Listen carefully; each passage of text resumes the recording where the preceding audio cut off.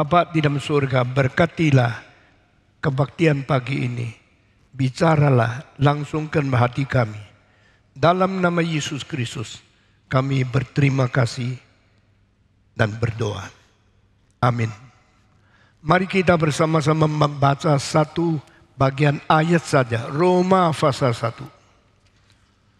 Ayat 18 sampai ayat ke-20. Rome chapter 1, only 18 to 20. Roma pasal 1. Dari ayat 18 sampai ayat 20. Saya membaca satu kali, semua membaca satu kali. Sebab murka Allah nyata dari surga atas segala kefasikan dan kelaliman manusia yang menindas kebenaran dengan kelaliman. 19. Karena apa yang dapat mereka ketahui tentang Allah nyata bagi mereka, sebab Allah telah menyatakannya kepada mereka. 20. Sebab apa yang tidak nampak daripadanya, yaitu kekuatannya yang kekal dan keilahiannya, dapat nampak kepada pikiran dari karyanya sejak dunia diciptakan, sehingga mereka tidak dapat berdalih. Semua membaca 1, 2, 3.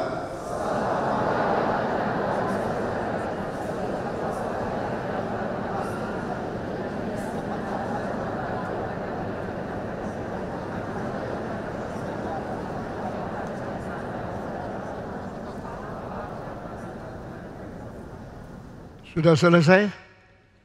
Saudara-saudara, something unseen have been manifested to us. Even though cannot see, but you know God is. And He is the one who create the manifestation in human heart to believe He exists. Mari kita berdoa sekali lagi. Nyatakanlah dirimu melalui yang diciptakan. Sehingga namun kami yang tidak bisa melihat Tuhan Allah, melihat apa yang dinyatakan di dalam alam semesta. Pimpinlah kami untuk mengerti semua ini. Dalam nama Tuhan Yesus kami berdoa. Amin. Minggu lalu kita telah berbicara Anselm mempunyai sumbangsi yang besar, membuat manusia mengetahui apa artinya membayar harga dan kita ditebus daripada tangan iblis. Hal ini telah dibicarakan 700 tahun sebelum Anselm lahir di dunia. Dan hal ini tetap tidak jelas sampai Anselm sudah pertengahan jalan hidupnya. Dan maka dia akan membereskan hal ini. The price was paid with very high price. Who get the price? When we are released, when we are set free by Jesus Christ on the cross, He paid the price. Who get the price? Ini tidak pernah jelas di dalam sejarah. Dari abad pertama sampai abad ketiga, kristologi diperdebatkan dengan sangat ketat, dengan sangat banyak sudut, tetapi tetap tidak ada jawaban. Yesus bayar harga kepada siapa? Waktu kita ditebus, kita lepas dari tangan iblis, kita menjadi bebas. Dan yang menerima harga Yesus Kristus itu siapa? Setan kah? Kalau setan yang terima, hak apa setan menerima bayaran itu? Yang ditanya pertama, kita hutang? Iya. Kita hutang kepada siapa? Kepada setan? Tidak. Kita hutang kepada siapa? Hutang kepada Tuhan Allah. Manusia hutang apa kepada Tuhan Allah? We make sure the glory of God. Kita berhutang kepada Allah. Tidak pernah berhutang kepada iblis. Kalau kita berhutang kepada Allah, mengapa setan yang mencaplok kita, yang menguasai kita dan membelenggu kita dengan kekuatannya, dengan kuasa dosa? Paulus berkata, di manakah engkau kuasa daripada kematian? Di manakah sengat daripada dosa? Dua pertanyaan ini membuktikan ada kekuatan yang membawa kita menuju dimiliki oleh iblis. Ada kekuatan yang membelenggu kita, dikaitkan di dalam satu kuasa kematian. Dan kematian akhirnya dimenangkan oleh Kristus. Kuasa dosa dihancurkan oleh Kristus. Christ the conqueror, Christ the overcomer. But Christ overcome whom? Christ conquer siapa? Yesus mengalahkan siapa? Yesus menang atas apa? Sampai kita akhirnya dilepaskan. Kita dilepaskan dari dosa karena Yesus mengalahkan kuasa iblis. Kita dilepaskan daripada belenggu dari Taurat karena Yesus menggenapkan Taurat. Di antara dosa, Taurat, kemarahan Allah, binasa manusia, dan hutang yang dibayar oleh Yesus harus mempunyai satu kesatuan pengertian ini. Nah, ini yang dikerjakan oleh Anselm. Anselm di abad ke-11 membicarakan bayar harga Yesus Kristus bukan kepada setan. Bayar harga Yesus adalah kepada Tuhan Allah. Apa sebab? Karena kita tidak pernah hutang setan. Kita hutang Tuhan. Kalau kita hutang Tuhan, lalu setan yang dapat bayaran itu tidak benar. Kalau kita hutang kepada Tuhan, hutang harus kembali kepada Tuhan. Mungkinkah kita mengembalikan hutang kepada Tuhan? Tidak mungkin. Mungkinkah kita mengembalikan kepada Tuhan kekuatan kita sendiri? Tidak mungkin. Maka Yesus membayar harga. Yesus membayar segala hutang. Pertanyaan lagi, kalau kita hutang kepada Allah, kenapa kita jatuh di tangan iblis? Alkitab berkata, sementara Tuhan menyerahkan seluruh dunia di bawah kuasa iblis. Berarti Tuhan rela, Tuhan sementara, Tuhan menaruh orang berdosa di dalam cengkeraman iblis, tetapi bukan untuk selama-lamanya. It is not forever that we will be captured by Satan, will be controlled by him with the power of sin. It is temporary. It's willingly God's will. Let Satan overcome and Satan control us. For only temporary. Hanya sementara saja. Sampai kapan? Sampai Kristus datang membayar hutang. Setan tidak berhak lagi untuk menguasai kita, untuk mengatur kita, untuk memiliki kita. Karena dia tidak pernah mempunyai sertifikat hak milik. Setan tidak pernah mempunyai hak menguasai manusia. Tetapi karena kita berdosa, kita sementara diizinkan. Kebebasan kita diatur, dibelenggu, dikuasai oleh iblis. Sampai yang membayar hutang datang. Selesaikan semua hutang kita. Selesaikan segala kegagalan kita. Dan kita akan dilepas kembali. Kita ditebus dari dosa, benar. Kita dilepaskan dari tangan setan, benar. Kita membayar hutang kepada setan, tidak benar. Karena hutang kita kepada Tuhan, maka yang bayar hutang harus bayar kepada Tuhan. Sekarang ditanya, Yesus bayar hutang apa dari Tuhan? Tuhan mau kita hidup memuliakan. Tuhan mau kita hidup di dalam kebenaran. Tuhan mau kita hidup di dalam keadilan. Keadilan, kebenaran. Di kayu sune. Ini yang kita tidak mungkin melakukan. Kita tidak bisa menggenapi tuntutan Tuhan. Kita tidak bisa mencapai target Tuhan. Kita tidak mungkin memuaskan tuntutan Tuhan. Itu sebab siapa yang bisa mencapai tuntutan Tuhan? Siapa yang bisa mencapai target yang Tuhan tetapkan oleh kita? Siapa yang bisa memenuhi persyaratan yang ditentukan Tuhan sebagai manusia harus hidup di dalam kebenaran? Hanya Kristus.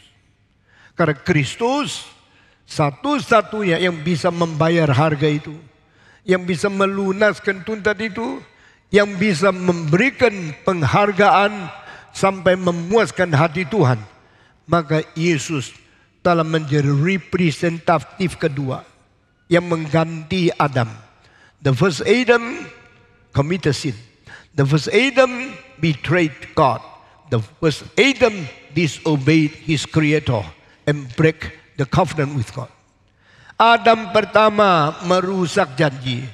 Adam pertama menghutang kebenaran. Adam pertama berbuat dosa. Adam pertama mati. Lalu mati melanda semua orang yang dilahirkan di dalam kewakilan Adam. Adam is the first representative, and Adam represent us by denying God, by betraying God, and commit the sin. So he was cast out from the Garden of Eden. Dia diusir keluar dari Taman Eden dan berkeliaran di dunia. Waktu manusia berkeliaran dan di dunia, setan sementara mencaplok kita dan menguasai kita, dan kita tidak berdaya melawan dia. Tapi pada waktu Yesus datang kembali, dia berkata, "Come unto me. I paid price for you. I pay your debt." Aku membayar utangmu, aku membayar harga menggantimu. I am the captain your salvation. I am your leader. I am the true representative of the newborn people, because I am the only one who satisfied the demand of the glory and of the righteousness of God. Pada waktu Yesus memenuhi tuntutan Tuhan terhadap manusia yang harus hidup sempurna, yang harus hidup benar, yang harus hidup tanpa berdosa, maka kita mungkin dilepaskan dari kuasa dosa. Inilah ajaran dari Anselm. Anselm mempunyai sumbangsi kedua, yaitu dia membicarakan bagaimana membuktikan Allah berada. Ini bukan bagian teologi. Ini bagian apologetika. Teologi memperdalam iman orang Kristen di antara orang percaya. Apologetika mengajak orang belum percaya memikir baik-baik mengapa mereka harus percaya Tuhan. Saudara-saudara, waktu kita sendiri merenungkan, memikirkan firman Tuhan, kita mendapat pencerahan, mendapat peneguhan dari Alkitab menjadi orang Kristen yang patuh kepada Tuhan. Tapi pada waktu kita mengabari Injil, mereka yang belum Kristen, mereka mau percaya Tuhan tidak gampang. Maka ada yang disebut apologetika,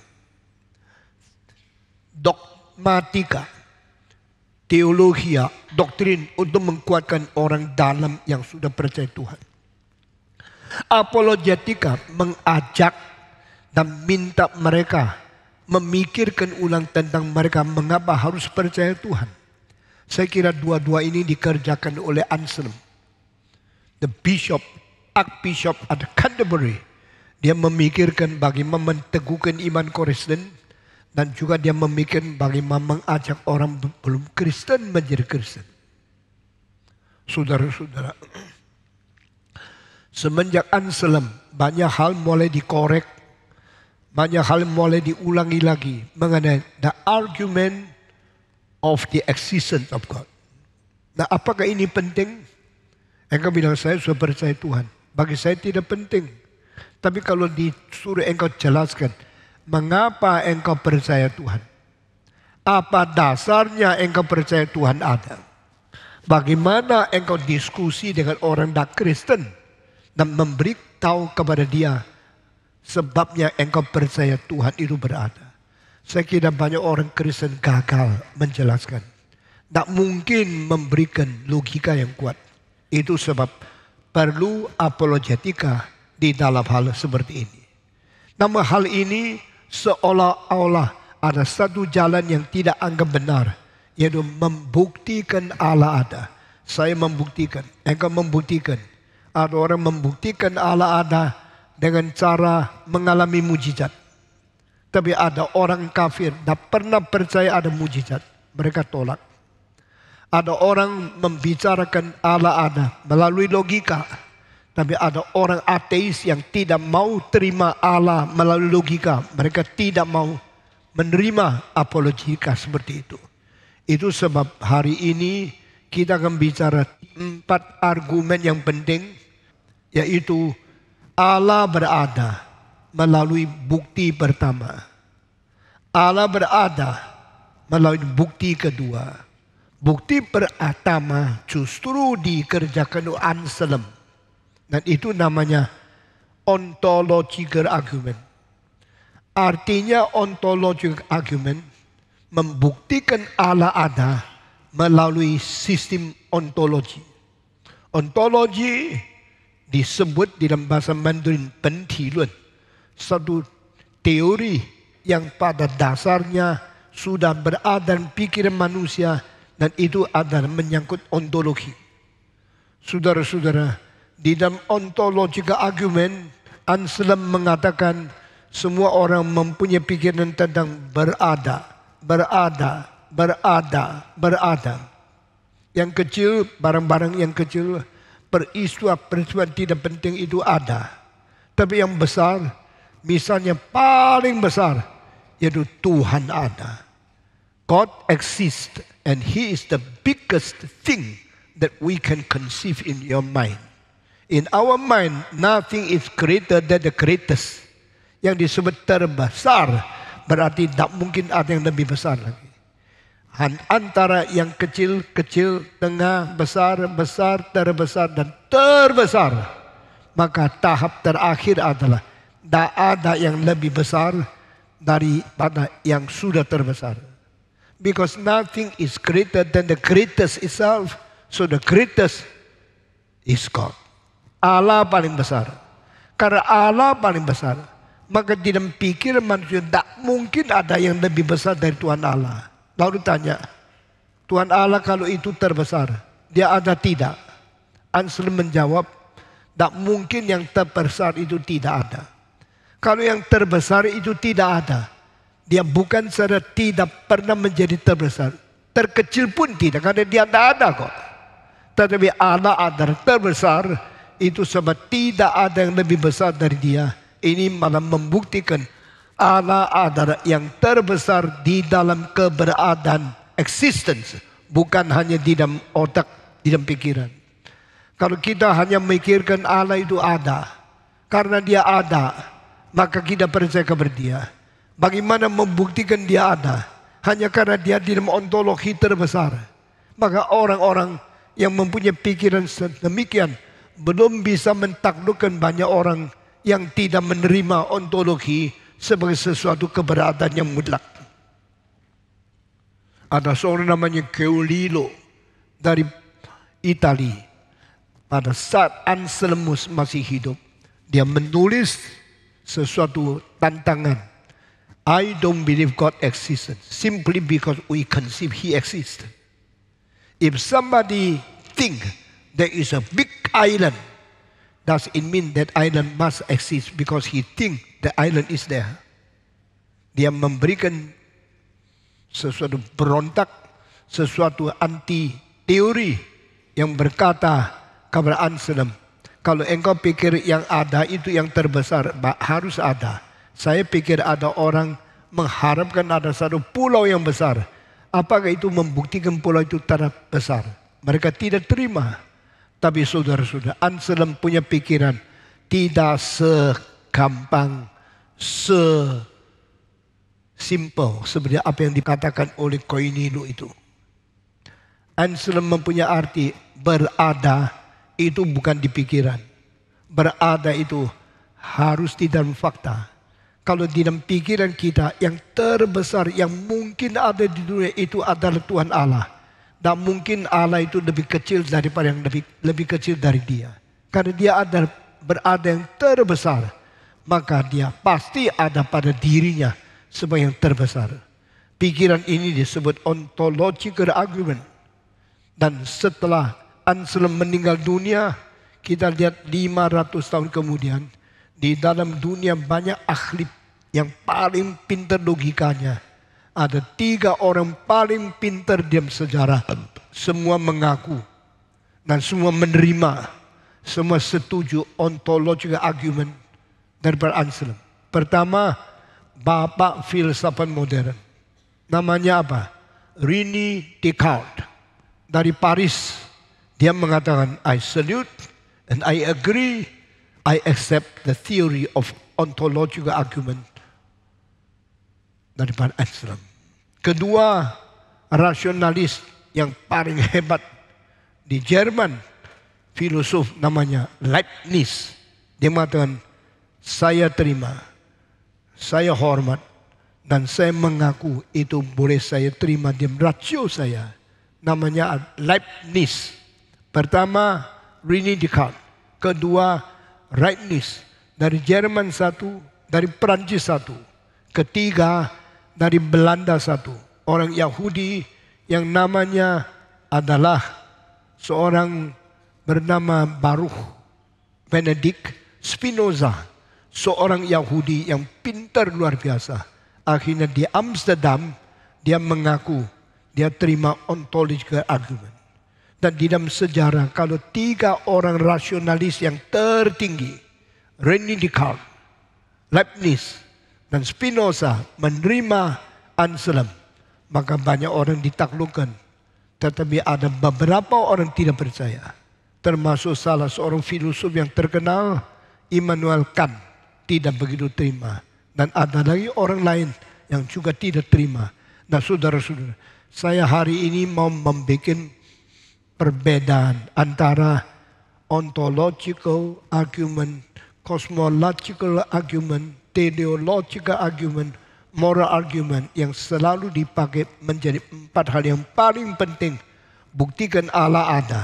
Itu beda sama reform teologi.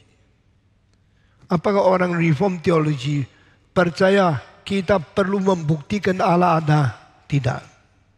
Orang reform teologi percaya Allah berdasarkan apa? Bukan berdasarkan argumen.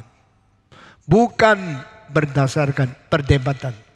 Bukan berdasarkan logika atau rasionalisme. Kita percaya Allah ada. Bukan karena kita terima perdebatan dari manusia. Kita terima Tuhan Allah ada. Bukan karena kita pintar mendiskusikan, mendebatkan. Akhirnya boleh membuktikan Allah ada. Nah ini adalah satu perbedaan besar di antara natural theology and the special revelation. Di dalam general revelation Tuhan menyatakan diri. Di dalam special revelation Tuhan juga menyatakan diri. Di dalam general revelation Tuhan nyatakan diri melalui ciptaan, melalui keajaiban, melalui rahasia, melalui rencana Tuhan Allah yang sudah menciptakan dunia ini. Tapi di dalam general revelation tidak cukup. Generation will never bring us into the understanding of God's will, God's planning, especially God's salvation. Itu sebab Allah mesti menyatakan bahwa dia akan memberikan keselamatan kepada manusia. Dia akan mengampuni dosa manusia. Dia akan memberikan kemurahan kepada dunia ini. Sehingga dia mengirimkan Yesus Kristus ke dalam dunia. Sehingga saudara-saudara, di dalam teologi natural, kita melihat alam yang ajaib. Tetapi tidak ada keselamatan anugerah Tuhan. Di dalam general revelation, no salvation, no planning of the grace of God.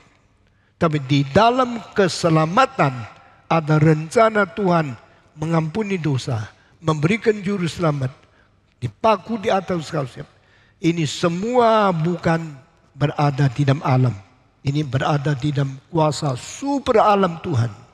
The supernatural God give us His spiritual revelation to let us know He has planned for pardoning, forgiving our sin, and have the plan to purchase our spirit and pay our price and let us be set free from the power of the Satan.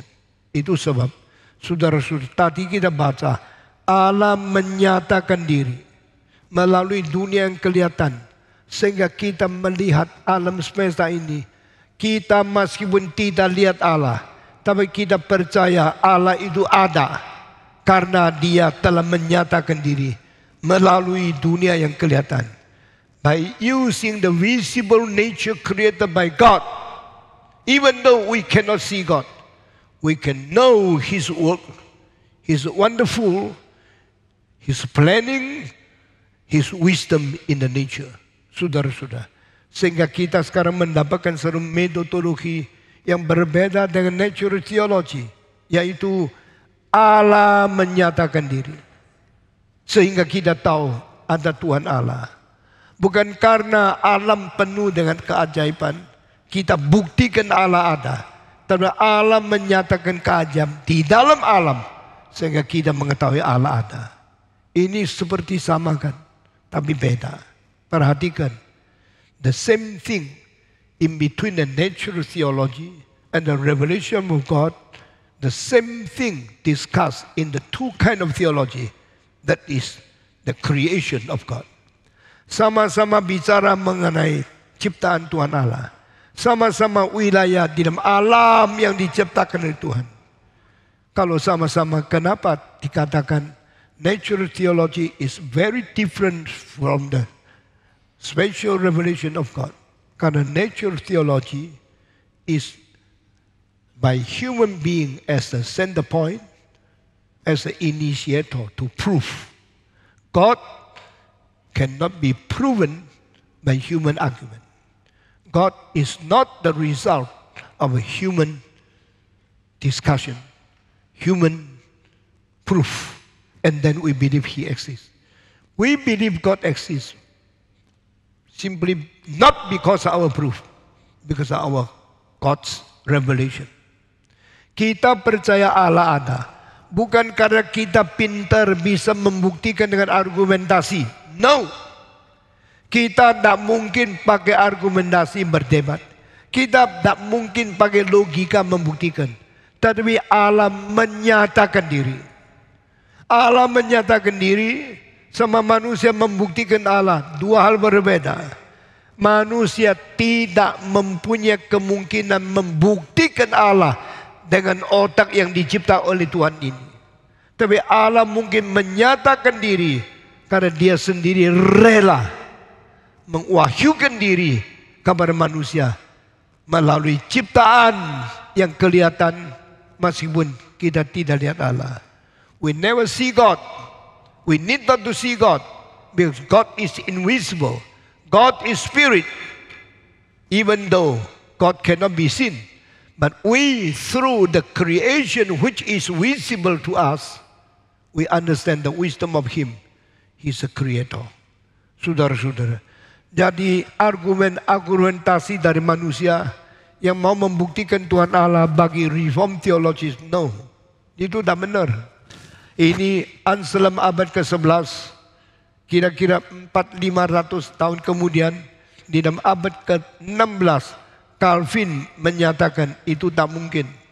Maka Calvin mengatakan, bukan melalui keadaan, kemampuan, dan usaha manusia membuktikan Allah ada, tetapi melalui kerelaan, kesanggupan Tuhan menyatakan diri, baru kita mengetahui Tuhan ada. Jadi 2 minggu ini kita bicara tentang 4 argumen, tapi saya minta orang reform mengetahui ini semua cara manusia tidak benar. Kita tidak terima. Meskipun ada sumbangsinya untuk menggugah beberapa orang-orang yang belum Kristen, supaya mereka tahu ini ternyata iman Kristen bukan omong kosong.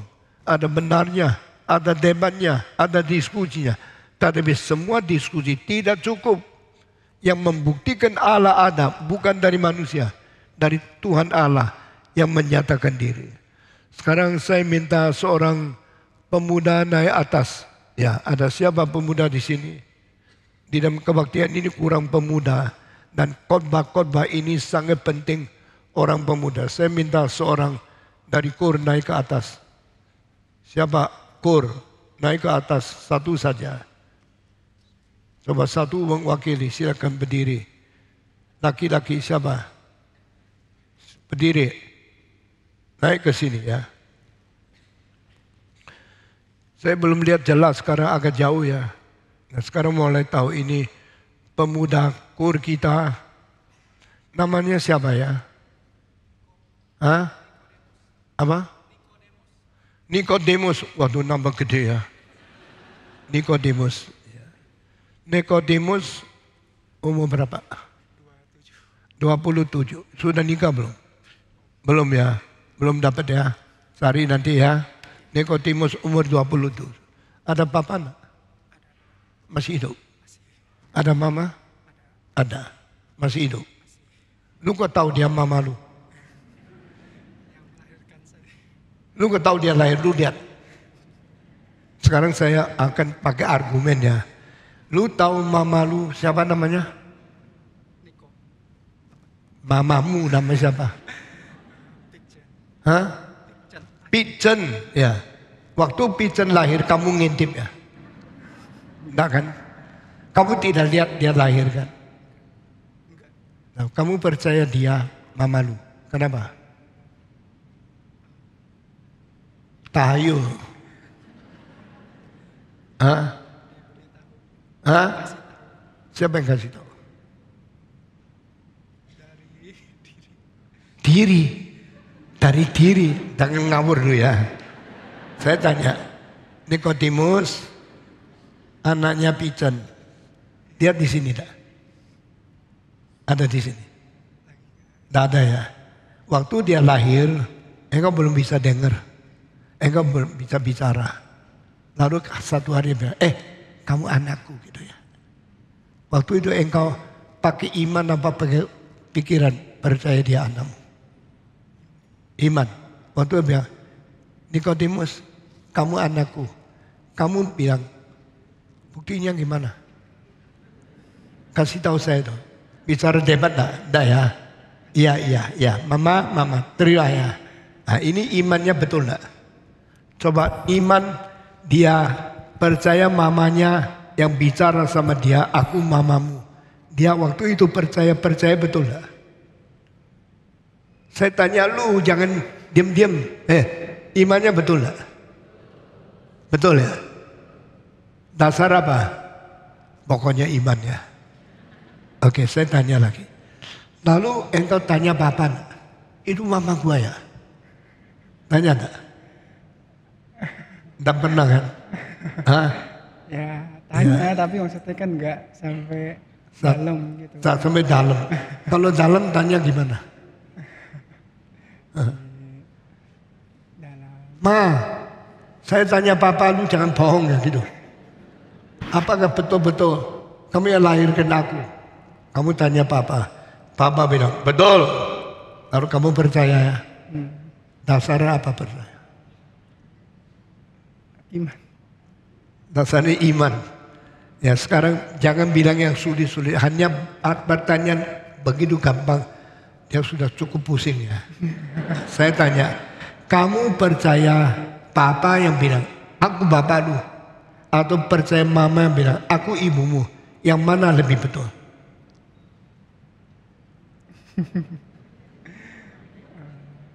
Susah jawab ya. Mau bantu nak? Siapa mau bantu? Datang lagi satu. Coba panggil satu lagi temen lu. Siapa? Itu di belakang ya. Hah? Yang di belakang. Yang di belakang siapa itu? Dipanggil. Coba namanya. Yang belakang posisi saya. Siapa? Sebut namanya.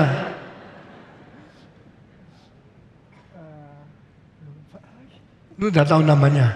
Coba panggil satu. Nggak usah pergi situ, panggil aja.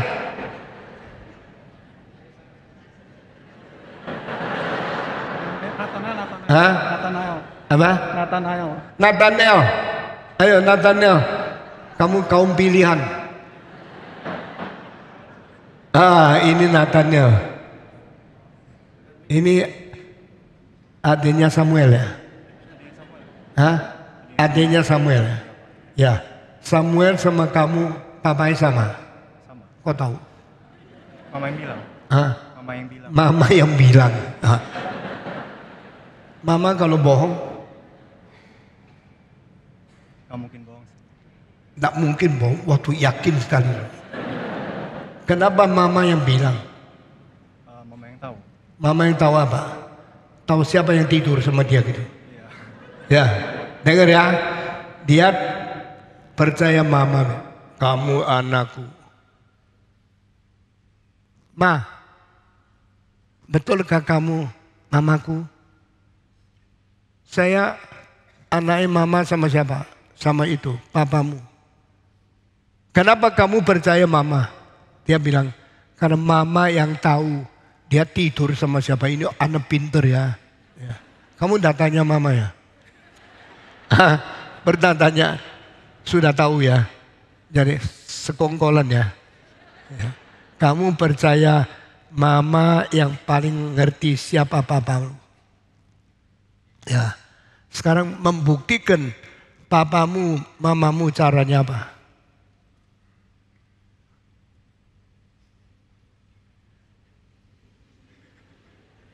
Hah? Pakai DNA. Pakai tes darah. Supaya tahu itu siapa papamu. Ini semua seperti iman kita. Saya percaya God is God. Because God tell me He is God. Papa bicara sama kamu, dia papa. Dia kalau bohong, engkau juga tidak bisa buktikan. Maka mesti percaya dia tidak bohong. Lalu bagaimana tahu dia betul-betul?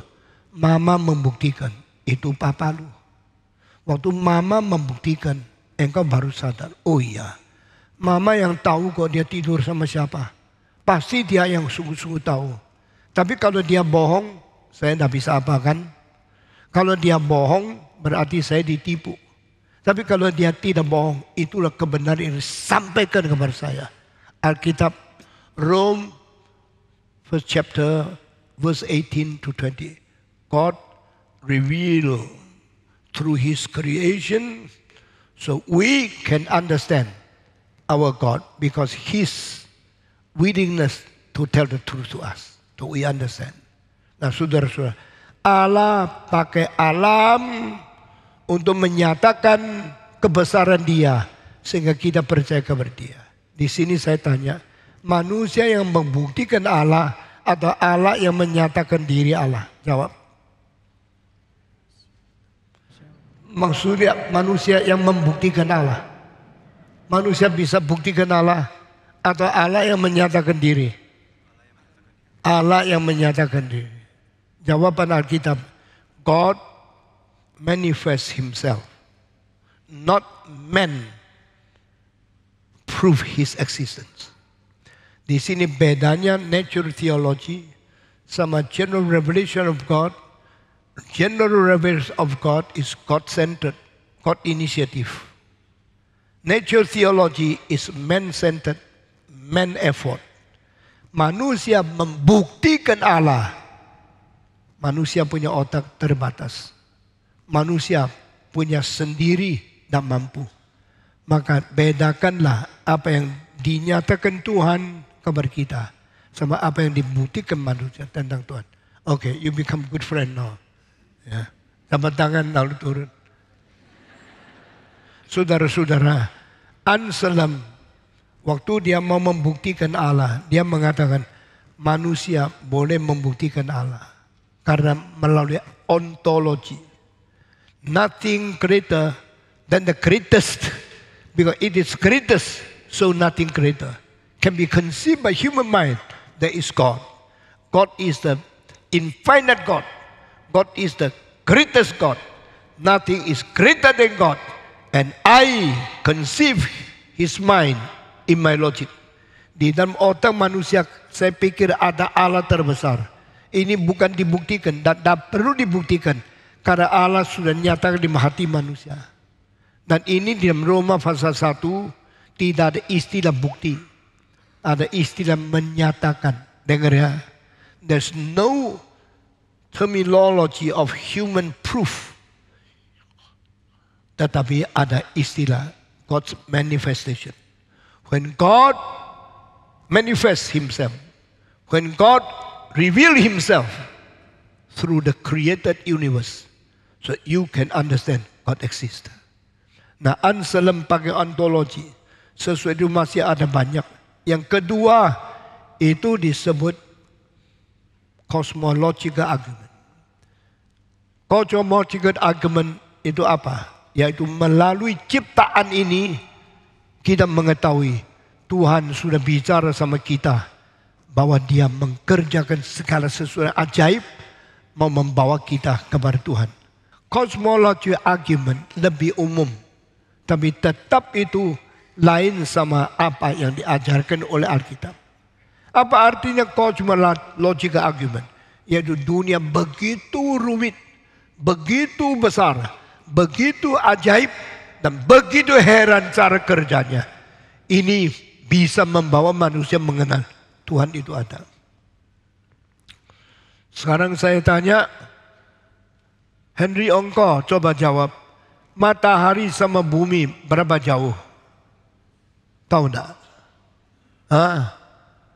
Siapa yang di pinggirnya itu? Hah? Tahu enggak? Matahari sama bumi berapa jauh? Uyoko? 150 juta kilometer. Saudara-saudara, matahari, bumi.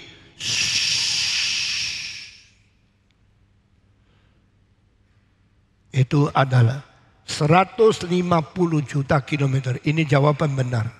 Sekarang saya tanya lagi. Bulan sama bumi beda berapa jauh? Siapa tahu enggak? Bulan sama bumi beda 394.000 kilometer. Hampir 10 kali putarnya dunia ini. Baru sampai di bulan. Bulan jauh di situ. Bumi di sini. Tapi bumi sama bulan cuma 394. Bumi sama matahari 150 juta kilometer. Saya tanya, ini angkanya, caranya pasti atau tidak pasti? Boleh dikurangi tidak? Boleh dipanjangkan lagi tidak? Tidak bisa. Ya, in cosmological argument, we see everything already planned. Planned by whom? Nobody knows. We cannot see who is the plan, who is the designer, who is the art decor in this universe. Kita tidak tahu. Tetapi kalau bumi, matahari, 150 juta kilometer dipotong separuh, 75 juta saja, apa terjadi? Kita semua terbakar, angus. Kita akan menjadi sate karena terlalu dekat. Saya tanya lagi, kalau matahari dijauhkan lagi bagaimana? Kalau dijauhkan lagi, kita menjadi es lilin, kita menjadi es batu, kita mati kedinginan. Jadi orang cosmological argument memikirkan nothing can be changed, nothing can be uncertain, everything can be accurately designed, put the distance, and everything already planned by God. Karena Allah begitu mencintai dunia, bumi dan matahari tidak terlalu dekat. Kalau terlalu dekat kita semua kosong, kita semua kekeringan, kita panas, tidak bisa hidup. Kalau terlalu jauh kita semua dingin, semua beku, kita semua menjadi es, tidak mungkin hidup. Siapa yang menentukan? Bukan manusia. Siapa yang mengatur? Bukan saintis, bukan Einstein, bukan Oppenheimer, bukan itu Stephen Hawking. Mereka cuma tahu, terima saja. Yang menerima alam, menerima dunia begitu indah, itu manusia. Yang mau mengerti, manusia. Tetapi tidak mungkin mengerti juga manusia. Tetapi menerima fakta. Karena apa? Sudah ada di situ. Kenapa hidung ke bawah, tidak ke atas? Kalau hidung bikin ke atas, dua lubang menghadap atas, bagus tak? Bagus tak? Tidak bagus, hujan langsung banjir kan? Betul tak? Kenapa atas alis bukan di bawah? Kalau alisnya di bawah langsung hujan, sebenarnya basah kuyup. Kenapa ini dua kuping? Semua ada alasannya. Nah ini disebut argument cosmology. The world is very wonderfully and awfully created. And my body is awfully and wonderfully created. Mazmur dari Daud mengatakan, tubuhku dicipta secara heran. Tubuhku dicipta secara mentakjubkan. I'm trembling. I'm so amazed why I'm created this way. Saudara-saudara, kita punya lidah yang paling depan untuk manis. Yang paling tengah untuk asin. Yang pinggir kanan kiri untuk kecut. Yang paling atas untuk pedas ke otak. Kalau engkau makan wasabi, tahu wasabi? Bagi sini. Kenapa mulut satu fungsinya begitu banyak? Kalau telan yang pahit di belakang. Pahit di belakang, kecut di pinggir, manis di depan, asin di tengah. Itu semua sudah diatur. Tidak bisa robah. Kenapa ciptaan begitu ajaib? Semua karena Tuhan telah merencanakan semua itu. Selama 34 tahun saya menjadi pendeta di gereja ini. Baru hari ini saya bicara mengenai cosmological argument. Tuhan menciptakan segala sesuatu dengan ajaib sekali. Puji Tuhan. Tangan kita 5 jari. Kalau 5 jari sama panjang, tidak bisa kerja apa-apa. Tapi ada yang gemuk-gemuk gede. Ada yang tipis-tipis kecil. Ada yang tinggi-tinggi di tengah. Ini bikin kita. Tangan manusia bisa bikin kapal terbang. Juga bisa goreng telur. Tangan kita bisa bikin skrup yang kecil untuk arloji. Juga bikin mesin yang besar untuk roket. Tangan manusia ini desainnya terbaik. Nothing is better than the design of our hands. The man is able to do everything because not same length of our fingers. Engkau lihat arloji, desainnya lain sekali. Ada yang panjang, ada yang pendek. Karena satu pendek, satu panjang, engkau langsung tahu ini setengah 12. Ini jam 3.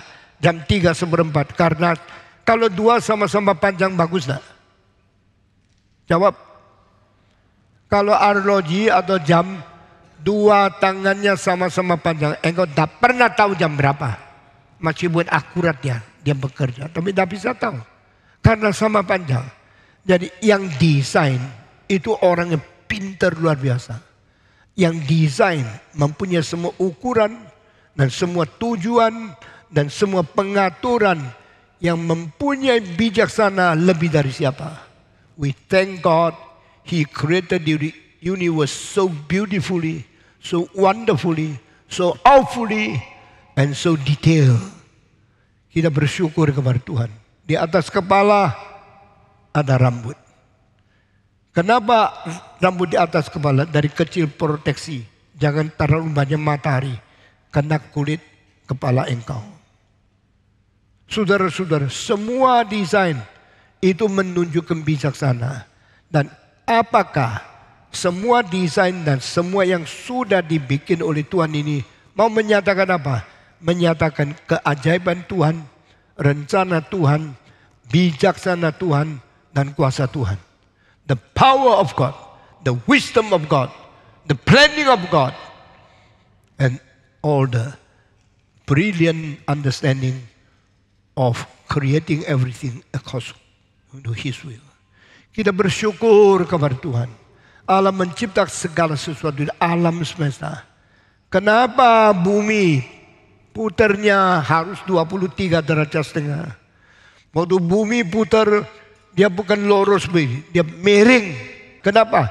Kalau tidak 23,5, maka tidak ada 4 musim. Putar. Nah, sini menjadi musim dingin, musim semi, musim panas, musim kemarau. Balik lagi, musim dingin, musim semi, musim panas, musim kemarau. Dengan demikian, bisa ada udara yang berputar-putar dan semua negara mengalami 4 musim, 2 musim karena pimpinan Tuhan. Segala sesuatu cipta itu namanya cosmological argument. Saudara-saudara, Lalu dengan demikian, no. So I know God because I prove through this nature God exists. God bilang, no, not you prove, but I manifest. I manifest myself to you. So you know how wise is my design. You know what is the eternal power of my strength, my wisdom, my power, my planning on this universe. Nah, saudara-saudara saya hari ini sampai di sini saja, yaitu dunia menyatakan kemuliaan Tuhan. Rencana dan desain Tuhan menyatakan kebesaran Tuhan. Bukan kita bisa membuktikan, tapi Dia menyatakan. Seperti saya sebagai anak, membuktikan siapa papa saya, tidak bisa. Membuktikan siapa mama saya, tidak bisa. Tetapi yang menjadi papa mengatakan kepada engkau anakku. Mengapa saya percaya? Karena saya jujur. Karena saya tidak bohong. Saya rela kejujuran Tuhan, kerelaan Tuhan, dan fakta yang diberikan oleh Tuhan. 3 hal ini semua. Pertama, kejujuran Tuhan, semua. Kedua, kerelaan Tuhan. Ketiga, fakta dari Tuhan. Tuhan rela menyatakan, I believe in God. I believe God exists. I believe Him, not because I can prove Him. Because human-centered, human-initiated to prove God, that's impossible. But when God wants to reveal His truth to us, it is the only way to understand God. Ya, ini bukan cosmological, tapi ini adalah reform theology. What is the difference between natural theology and reform theology? Natural theology try to put the merit on man. Man prove God. God said, no, you never prove me, but I manifest myself to you. Sampai di sini saja hari ini. Mari kita berdoa. Saya minta pendeta Henry naik ke atas. Pimpin kita berdoa menyimpulkan kebaktian hari ini. Mari kita berdoa. Mari kita berdoa. Tuhan, kami sungguh bersyukur ya Tuhan, kami boleh mengenal Allah yang jujur. Kami sungguh bersyukur kami boleh mengenal Allah yang rela untuk menyatakan dirinya ya Tuhan. Kami sungguh bersyukur kepada Allah yang boleh menunjukkan kepada kami bukan hanya Engkau ada, tapi Engkau juga berhikmat dan Engkau juga mengasihi kami. Ajar kami sekali lagi ya Tuhan untuk sungguh-sungguh boleh mensyukuri kalau kami boleh mengenal Allah yang benar, karena sesungguhnya semua itu hanyalah anugerah Tuhan. Dan biarlah kami yang sudah boleh mengenal Allah yang benar, biarlah kami juga boleh untuk bagaimana berespon secara benar. Bersyukur untuk kebenaran firman Tuhan, bersyukur untuk hamba-Mu Pendeta Stephen Tong yang kami juga boleh pakai. Terima kasih pada kerajaan surga, di dalam nama Yesus kami berdoa dan kami bersyukur. Amin.